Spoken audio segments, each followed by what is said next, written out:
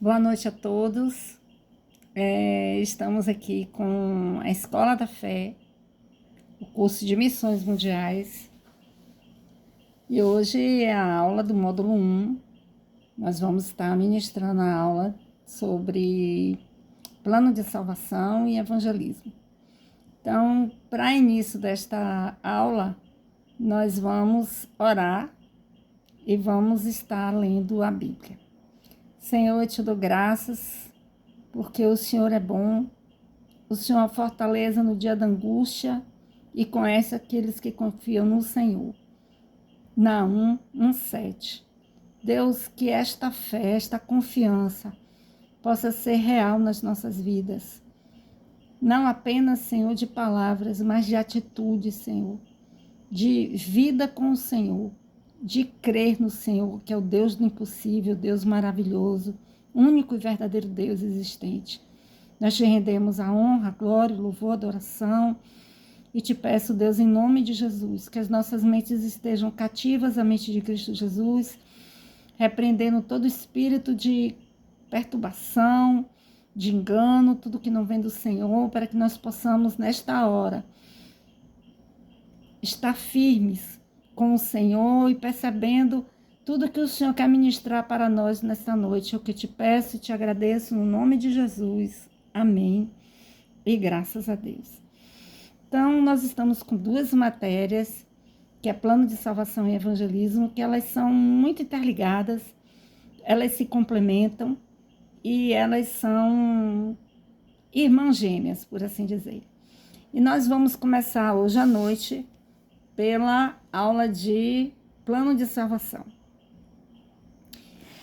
Essa matéria, plano de salvação, é de extrema importância, porque pelo conhecimento dessa matéria é que nós vamos entender a importância de nós estarmos pregando o Evangelho, que é a matéria a seguir, que é evangelismo. Então, em primeiro lugar, eu quero salientar a importância do homem nesse projeto, nesse plano de salvação. O plano de salvação existe por causa do homem. Aprove Deus criar o homem à imagem e semelhança dele. Imagem e semelhança. Quando você olha para o espelho, você está vendo a sua imagem. Não é você, mas é totalmente parecido com você. É a sua imagem. Então, nós, quando olhamos para outra pessoa, outro ser humano, nós estamos vendo a imagem de Deus. Embora que a imagem que nós vemos atualmente é uma imagem corrompida por causa do pecado. Essa é a realidade. Não é aquela imagem gloriosa que nós vamos ter quando Jesus voltar, que receberemos um corpo de glória. Seremos transformados. Mas somos a imagem de Deus. Somos a imagem e semelhança. O que quer dizer semelhança? Semelhante é porque é totalmente parecido, tem as mesmas características fisiológicas, morfológicas, a forma de ser. Então, quando nós pensamos em um gato, outro gato é semelhante a ele, porque é parecido, Tem as mesmas características em todos os sentidos, tanto na sua forma externa como na sua forma interna de ser. Então, Deus, ele tem alma, ele tem mãos, ele tem olhos, ele tem ouvidos, e assim ele nos fez semelhantes a ele. Então, Deus criou o homem à sua imagem e semelhança e colocou na terra num jardim chamado Éden. Num jardim lindo, perfeito, temperatura espetacular, porque o homem e a sua mulher estavam nus, não sentiam frio, não sentiam calor, era tudo perfeição. E nesse jardim, Deus colocou também duas árvores muito importantes. A árvore da vida e a árvore do conhecimento do bem e do mal. Deus, ele não fez robôs. Ele nos fez com livre-arbítrio, com a condição de escolher amá-lo, obedecê-lo, adorá-lo e estar na sua presença, ou não. Sendo que Deus sempre colocou para o homem que o melhor era estar na presença do Senhor. Tanto que no livro de Deuteronômio, capítulo de número 28, Deus afirma, olha, eis que ponho diante de ti a vida e a bênção, e também a morte e a maldição. Escolhe, pois, a vida para que viva, tu e os teus filhos. Então, no princípio, quando Deus criou o homem e a mulher, avisou para eles também, olha, não comam da árvore do conhecimento do bem e do mal, porque no dia que você comer dela, certamente morrerá. E o homem precisava crer, confiar na palavra de Deus, obedecer a palavra de Deus. Só que neste momento entra um personagem que nós chamamos de diabo ou Satanás, que é o inimigo das nossas almas, inimigo de Deus. Ele não tinha autoridade na terra, ele não tinha legalidade para atuar na terra, mas ele estava ali naquele momento, no Jardim do Éden, tentando a mulher para que desobedecessem a Deus, para que não confiassem em Deus. E isso, o plano de Deus, não é? Que Deus criou o homem para reinar, para comandar a criação dele aqui na terra. Isso tudo agora estava em jogo. Essa autoridade, esse poder, esta honra, essa glória. E a glória de estar diante de Deus, de conversar com Ele todos os dias na viração da tarde, que Deus vinha às 18 horas, na viração do dia, quando o dia ia acabando, que começava outro, Deus vinha falar com o homem. Tudo isso estava agora em jogo. E a mulher foi desperta para poder, ali naquele momento, ter a curiosidade de saber aquilo que Deus sabia, de conhecer as coisas como Deus conhecia. E ela olhou para aquele fruto, disse que era bom para as vistas e também era agradável, e foi e comeu aquele fruto, o fruto proibido, e deu para o seu marido. A Bíblia diz que por um homem entrou o pecado no mundo. Então, quando Eva comeu a maçã, o pecado ainda não tinha entrado no mundo. Mas quando Adão comeu, ali o pecado entrou no mundo. E eles viram que estavam nus e se cobriram com folhas e se esconderam de Deus. E quando Deus veio naquele dia procurar Adão e Eva para conversar com eles, eles estavam escondidos de Deus. O pecado nos afasta de Deus, que não há comunhão entre Deus e o pecado. E quando o homem se torna pecador, ele fica afastado de Deus. E naquele momento foi feito o primeiro sacrifício, porque a Bíblia diz que o salário do pecado é a morte. Então, para que o homem e a mulher não morresse ali imediatamente, Deus fez o primeiro sacrifício. 2 animais tiveram que morrer.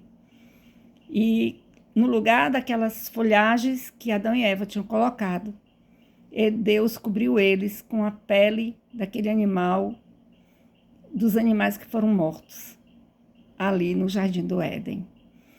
E Deus ali prometeu que da mulher nasceria um que esmagaria a cabeça da serpente. Todo o Antigo Testamento, livro após livro, ele aponta para a vinda do Messias, do Senhor e Salvador Jesus Cristo. O Messias esperado, o Messias aquele que viria para trazer a salvação, a libertação do povo. E Jesus, ele veio na plenitude dos tempos, naquele momento Exato. Deus preparou, inclusive, o Império Romano. Quando você estuda a história, você vê que o Império Romano, ele dominava toda a terra conhecida, ele ia dominando e abrindo estradas. Foi um tempo de estabilidade política, de estabilidade social também, que era muito importante para aquele momento que Jesus estaria vindo à terra. E Deus, ele enviou um anjo ali na terra de Israel, o centro da terra, o lugar que Deus escolheu de uma forma assim muito especial. Foi o povo que ele escolheu, o povo de Israel. Deus preparou aquele povo. Ele escolheu e preparou para a chegada, a vinda do Messias. Aquele povo que tinha uma aliança, tinha um concerto com ele. E Jesus veio na plenitude dos tempos, nasceu na terra, se fez carne e habitou entre nós. Deus enviou um anjo para avisar a Maria que ela teria um filho e que o nome dele seria Jesus. Jesus maravilhoso, príncipe da paz, o conselheiro, Deus forte, o Pai da eternidade. Profetas e reis tinham vivido nessa terra, mas ninguém sabia como era o nome dele. Muitos quiseram até saber, mas ainda não tinha sido anunciado esse nome poderoso, aleluias. O nome que está acima de todo nome, o nome santo e poderoso de Jesus. Não há outro nome dado entre os homens pelo qual devemos ser salvos. Só Jesus. Glória a Deus. Então Jesus veio, nasceu na terra, teve uma vida sem pecado, ressuscitou mortos, fez paralítico ver, surdo andar, surdo ouvir, paralítico andar, cego ver, mudo falar, mas ele veio para morrer pelos nossos pecados. Ele não morreu por causa dos pecados dele, porque Jesus não tinha pecado, ele nunca pecou. Perfeitamente homem, perfeitamente Deus, sem pecado. Por isso, ele era o cordeiro que podia tirar o pecado do mundo. Porque por um homem entrou o pecado no mundo e o homem Jesus veio para tirar o pecado do mundo. Sacrifício perfeito. Ele veio como sacerdote e como sacrifício. Sacerdote da nova aliança. A velha aliança tinha os sacerdotes segundo a ordem de Arão. Homens que iam uma vez ao ano, sumo sacerdote, iam uma vez ao ano no Santo dos Santos, com sacrifício pela sua vida e pela vida do povo. Aí Deus enviou Jesus. A Bíblia diz em João 3,16, porque Deus amou o mundo de tal maneira que deu seu único filho, para que todo aquele que nele crê não pereça, mas tenha vida eterna. A vida eterna que Deus projetou para nós, para mim e para você, para sempre com ele no céu. Jesus veio para nos restituir esta vida. Por isso que ele disse, eu sou o caminho, a verdade e a vida. Ninguém vem ao Pai senão por mim. Glória a Deus. E Jesus, o sumo sacerdote, segundo a ordem de Melquisedeque. Glória a Deus. Sacerdote que não precisa de outro substituto, porque ele não morre. Ele morreu, mas ele ressuscitou, está vivo e vive para sempre. Glória a Deus. O perfeito sacrifício que o próprio Deus veio fazer, para que nós tenhamos vida e vida com abundância. Então, Jesus, quando morreu na cruz, ele consumou todas as coisas. Ele disse para Deus, está consumado, não precisa mais sacrifício. Eu cumpri todas as coisas. Jesus cumpriu todas as coisas. Ele foi obediente em tudo. Como o primeiro homem tinha desobedecido a Deus, o segundo homem, o segundo Adão, Jesus, ele veio e foi obediente em tudo, até a morte e morte de cruz. Glória a Deus. E ele veio para desfazer as obras do diabo, porque o diabo tinha feito as obras dele. E as consequências do pecado, das obras do diabo, eram terríveis. Quando Jesus veio à terra, ele veio para expulsar demônios, ele veio para libertar os cativos e oprimidos do diabo. E quando Jesus fez essa obra de salvação maravilhosa para mim e para você, ele veio e nos comissionou. Quando Jesus ressuscitou dos mortos, antes dele ascender os céus, ele deu a grande comissão: ide por todo mundo e pregar o evangelho a toda criatura. Aquele que crê e for batizado será salvo, aquele que não crê será condenado. E este evangelho nós vemos em 1 de Coríntios, vamos ler aqui, você que tem a sua Bíblia, você pode ler, ou então ouça atentamente, porque a fé vem pelo ouvir.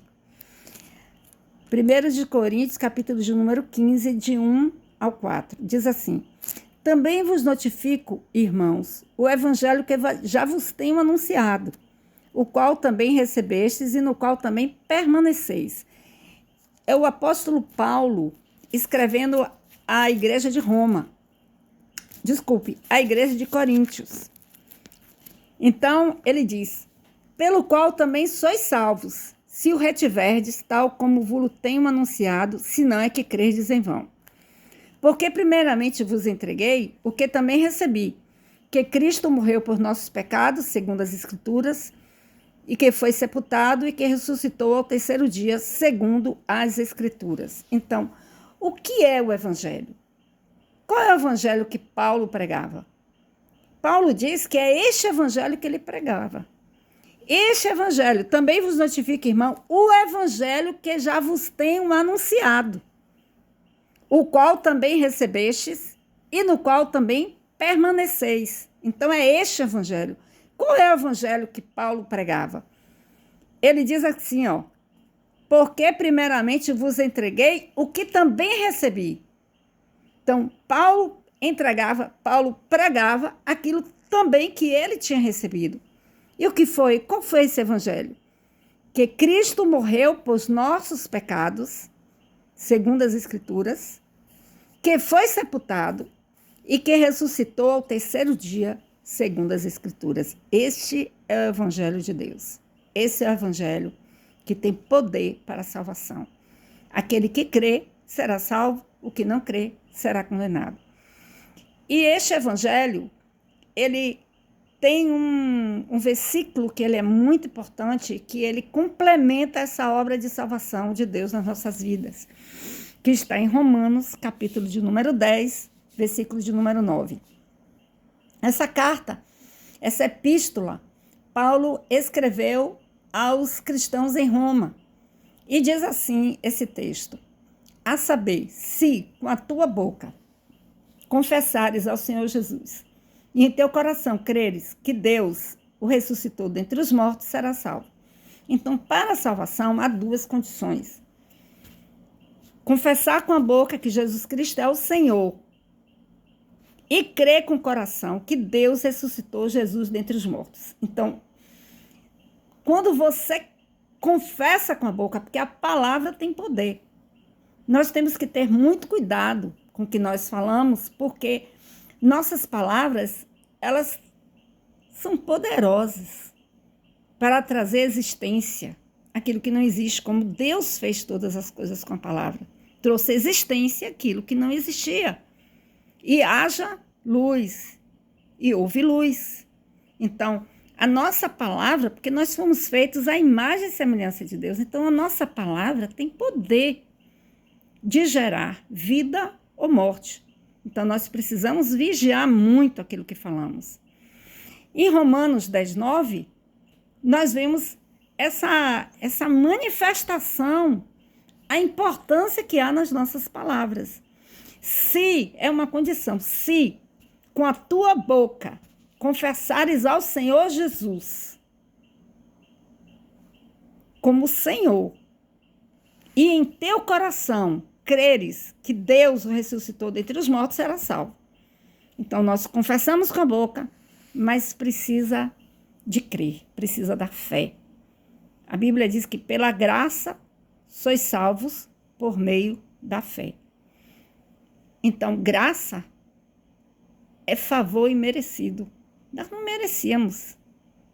Pecadores, miseráveis. Mas Deus, Ele nos amou de tal maneira que deu seu único